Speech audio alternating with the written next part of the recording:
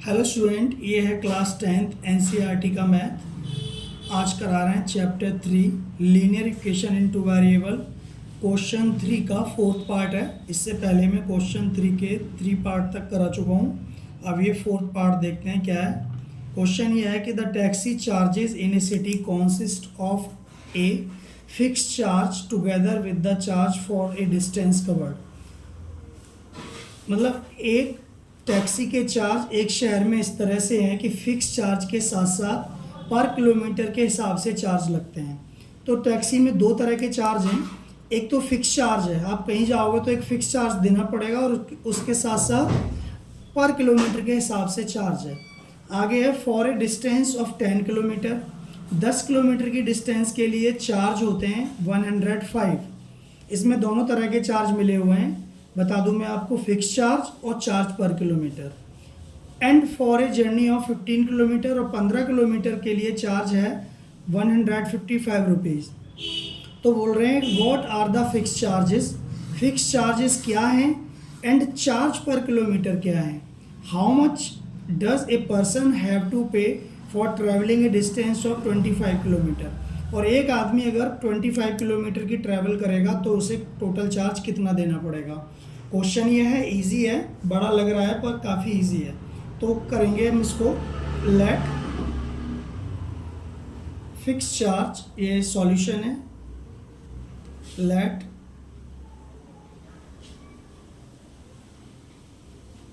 Equal to rupees x और charge per kilometre equal to rupees y. तो according to question, और fix charge plus charge per kilometre, यानी 1 kilometre का charge Y है, तो 10 kilometre का पहले दिया है, 10 किलोमीटर का चार्ज कितना होगा, तो 10 वाई हो जाएगा। फिक्स चार्ज और चार्ज 10 किलोमीटर का चार्ज मिला के हो रहा है 105 रुपीज़। ये नंबर 1 हो गया। और सेकेंड इक्वेशन हो जाएगा इसी तरह से x प्लस 15 किलोमीटर का चार्ज का है 155, तो 15y इक्वल टू 155। ये क्वेश्चन इक्वेशन नंबर 2 है। ठीक, आगे करते हैं, दोनों को सॉल्व करेंगे सब्स्टिट्यूशन मेथड से। तो यहाँ से x की वैल्यू निकाल लो फ्रॉम फर्स्ट से। x यहाँ से x plus 10y equal to 105 है, तो यहाँ से x की वैल्यू निकाल लो 105 माइनस 10y, और इसको पुट कर दो, पुट इन टू दूसरे इक्वेशन में पुट करेंगे। तो दूसरा इक्वेशन क्या है, ये वाला है, तो ये नोट कर लेंगे। x plus 15y equal to 155। x की वैल्यू क्या है, 105 माइनस 10y, 105 माइनस 10y, ये x की वैल्यू है। x की जगह पे पुट करी है मैंने ये, और प्लस 15y इक्वल टू 155। तो यहाँ से माइनस का 10y और प्लस का 15y, ये दोनों लाइक टर्म है, तो 15y में से 10y जाएगा तो 5y बचेगा, इक्वल टू 155 माइनस 105, तो ये बच जाएगा 50। 155 में से 105 बचेगा तो ये 50 आ जाएगा। तो 5y इक्वल टू 50, तो y इक्वल टू हो जाएगा 50/5, तो ये 10 आ गया।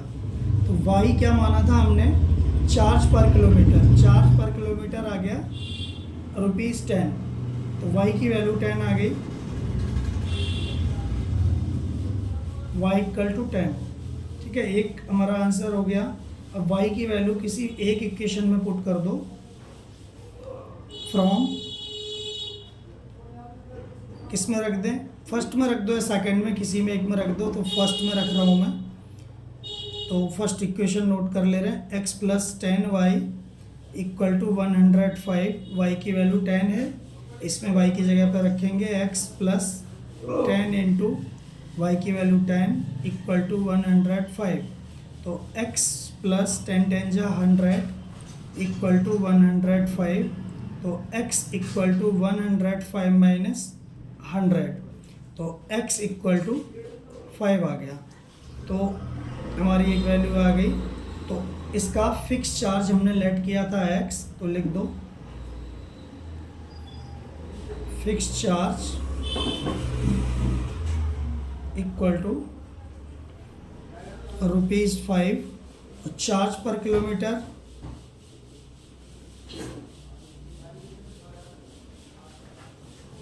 इक्वल टू ₹10, और ये आंसर हो गया, आपकी समझ में आ गया होगा। चलिए नेक्स्ट क्वेश्चन करते हैं। अच्छा, ये क्वेश्चन नंबर 3 का फिफ्थ पार्ट है। क्वेश्चन ये है, a fraction become 9/11 if 2 is added to both numerator and denominator. If 3 is added to both numerator and denominator it become 5/6, find the fraction. इसका मतलब यह है कि एक फ्रैक्शन 9/11 हो जाता है यदि न्यूमरेटर एंड डिनोमिनेटर दोनों में 2 प्लस कर दिया जाए, और यदि 3 प्लस कर दिया जाए न्यूमरेटर और डिनोमिनेटर में तो 5/6 हो जाता है। Find the fraction. फ्रैक्शन हमें पता लगाना है, आंसर क्या होगा इसका। देखिए, let numerator equal to x, denominator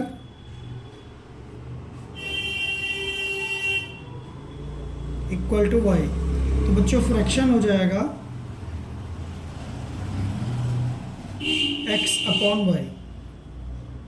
ठीक है, अब हम अकॉर्डिंग टू क्वेश्चन, तो यहाँ पहली कंडीशन है x/y। एक फ्रैक्शन 9/11 हो जाता है यदि 2 हम ऐड कर दें न्यूमरेटर और डिनोमिनेटर दोनों में, तो हम 2 प्लस कर देंगे न्यूमरेटर में और 2 डिनोमिनेटर में प्लस कर देंगे, तो हो जाएगा 9/11। क्रॉस मल्टीप्लाई करेंगे इसकी, तो 11 का x+2 में इधर और इधर, तो 11 into x+2 equal to 9 into y+2। तो 11 का x में 11x, 11 2 जा 22 इक्वल टू 9 का y में 9y प्लस 9 2 जा 18। 11x y इधर ले आओ, minus 9y equal to 18 minus 22। 11x minus 9y equal to -4 हो जाएगा। 18 में से 22 माइनस होगा तो माइनस का 4 आ जाएगा, नंबर 1 हो गई। ठीक है, और दोबारा में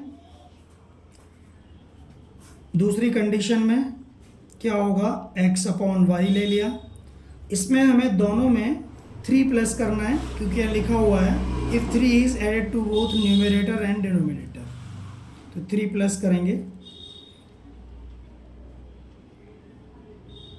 इक्वल टू फ्रैक्शन क्या हो जाएगा 5/6, क्योंकि क्वेश्चन में 5/6 दिया हुआ है ये वाला। तो क्रॉस मल्टीप्लाई कर दो, 6 का x में 6x प्लस 6 का 3 में 6 3 जा 18, डायरेक्ट मल्टीप्लाई कर रहा हूँ। 5 का y में 5y प्लस 5 3 जा 15, तो x और y एक तरफ कर लेंगे, x तो इधर है ही 6x, 5y प्लस का इधर आएगा माइनस का हो जाएगा equal to 15 minus 18। 6x minus 5y equal to 15 में से 18 गए -3 हो जाएगा, ये नंबर 2 होगा। ठीक है, अब हम आगे करते हैं। From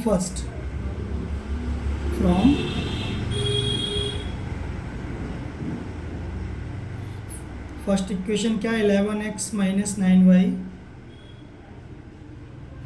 equal to -4। यहाँ से x की वैल्यू निकाल लेंगे, 11x इक्वल टू -4 और 9y उधर जाएगा, प्लस का 9y हो जाएगा, तो यहाँ से x की वैल्यू आ जाएगी -4 प्लस 9y अपॉन 11।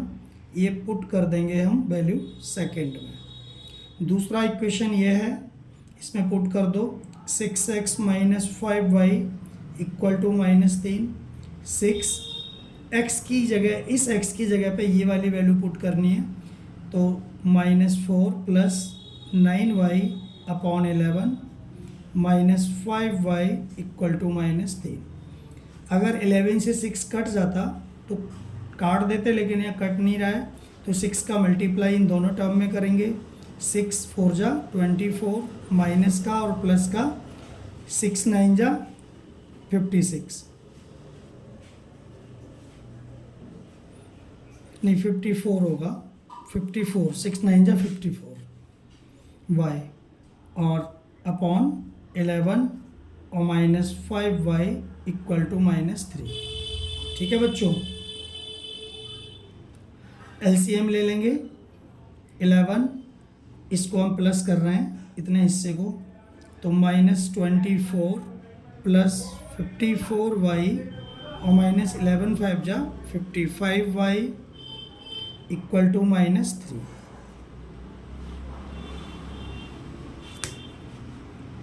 और -24 54 में से 55 जाएगा तो -y बचेगा इक्वल टू, क्योंकि 55 बड़ा है ना 54 से, तो माइनस का साइन आएगा, या -1y भी कर सकते हो, बोल सकते हो। अब इधर क्रॉस मल्टीप्लाई हो जाएगा, 11 3 जा 33 -33, तो -y इक्वल टू -33 और प्लस 24, ये माइनस का 24 उधर जाएगा, प्लस का 24 या 24 हो जाएगा, तो -y इक्वल टू कितना आ जाएगा बताओ, 9 आ जाएगा ना, -9। तो वो माइनस से माइनस कैंसिल हो गया, तो ये y इक्वल टू 9 एक आंसर आ गया हमारा। ठीक है, आगे करते हैं। अब फ्रॉम फर्स्ट इक्वेशन ये है, इसमें वैल्यू पुट कर दो, सेकंड में भी कर सकते हो, किसी में कर सकते हो।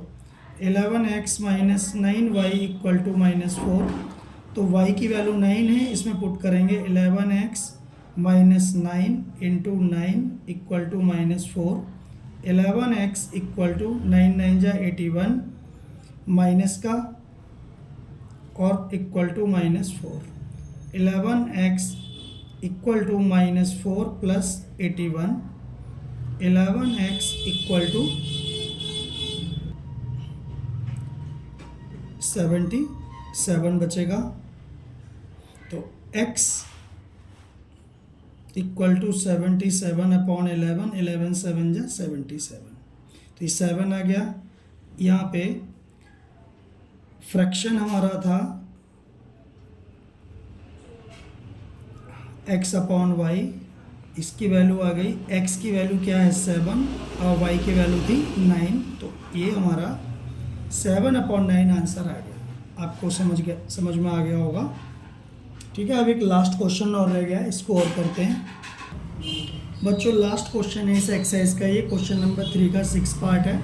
क्वेश्चन ये है कि 5 years hence the age of Jacob will be 3 times that of his son. 5 साल के बाद जैकब की उम्र अपने बेटे की उम्र से 3 गुनी हो जाएगी 5 साल के बाद। ठीक है, 5 years ago, और 5 साल पहले जैकब जो था 7 गुना 7 times बड़ा था अपने बेटे से। What are their present age, तो उनकी प्रेजेंट एज क्या है, क्वेश्चन ये था। तो let present age of Jacob equal to x years और present age of son equal to y years। तो 5 साल पहले तो ये 5 हैंस मतलब होता है बाद का, हैंस बाद में, तो 5 साल के बाद जैकब अपने बेटे से 3 गुना हो जाएगा। तो बाद के लिए प्लस करेंगे, जैसे मान लो अभी आपकी उम्र 15 साल है, तो 5 साल के बाद 20 हो जाएगी ना, तो प्लस करने पर 20 आएगा। तो इसी तरह से यहाँ होगा, 5 साल के बाद के लिए प्लस करेंगे, Jacob's age after 5 years, hence या आफ्टर एक ही बात है, ठीक है, इक्वल टू हो जाएगा x प्लस 5 years। अब सन्स एज आफ्टर 5 years, तो y plus 5 years according to first condition, according to first condition. तो x plus 5 equal to 3 into y plus 5, क्योंकि यहाँ लिखा हुआ है Jacob will be 3 times, 3 times मतलब 3 गुना, तो 3 टाइम्स हो गया, तो इसको सॉल्व कर लो।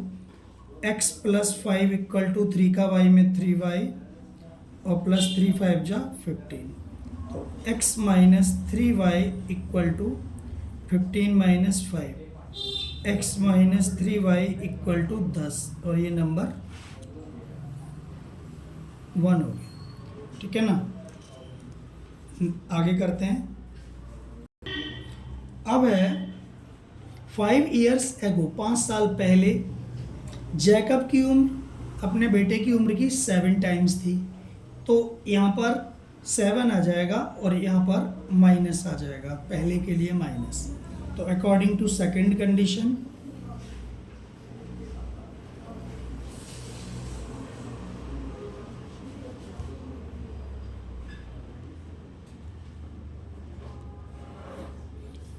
x माइनस 5 इक्वल, ये डायरेक्ट लिख रहा हूँ ये वाला इक्वेशन, यहाँ तो पहले मैंने प्लस किया था, लेकिन ये लाइन डायरेक्ट लिख रहे हैं, करने का कोई फ़ायदा नहीं है, वो तो समझ में आ ही जाएगा। x minus 5 equal to 7 times है, तो y माइनस 5, तो ये दूसरी इक्वेशन बन गई, 5 साल पहले की बोली है ना, तो x minus 5 equal to 7y minus 7 5 जा 35, तो इसको इधर ले आओ, x minus 7y equal to minus 35 और प्लस 5, क्योंकि माइनस का 5 उधर जाके प्लस का 5 हो जाएगा, x minus 7y equal to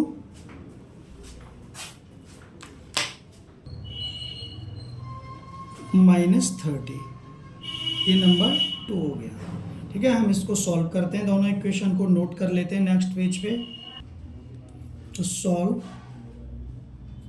first और second, x minus 3y equal to 10, तो यहाँ से x की वैल्यू निकाल लो, 10 minus plus 3y put in 2, ठीक है ना, 2 में पुट कर दो तो 2 ये वाला है, तो x minus 7y equal to minus 30, तो x की जगह 10 प्लस 3y